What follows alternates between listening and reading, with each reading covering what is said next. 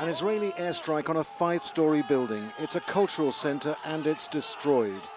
It happened as Israel was deliberating its next step after scores of airstrikes on Gaza. Yet even as ambulances rushed the injured to hospital, Hamas was in negotiations for a truce. Nearly 5 hours had passed without any Israeli attacks after the airstrike on the cultural center. Hamas said in its statement to Al Jazeera that this was a truce. It would be imposed at 2040 GMT, not a full ceasefire. Guarded words there, and they said that the United Nations and Egypt had been involved in mediation. Earlier, a senior official from Hamas had hinted that they could stop firing rockets. Sometimes this rounds of confrontation takes 6 hours, 24 hours, after that will stop. I think that the equation of the confrontation now is well known. So I think both sides are not involved, are not interested now to reach a point of the wide confrontation or a war. We try to avoid that.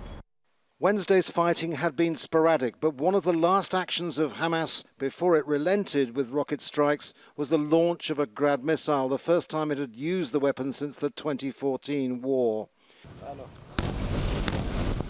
At times on Wednesday night, civilians said the intensity of the bombardment seemed reminiscent to the last 3 wars.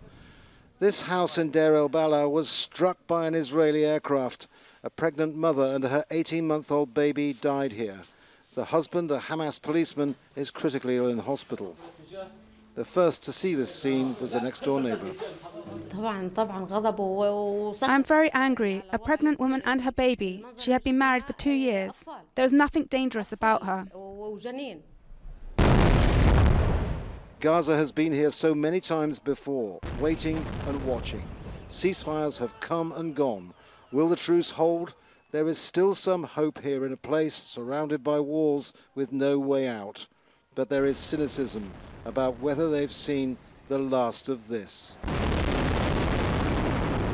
Andrew Simmons, Al Jazeera, Gaza City.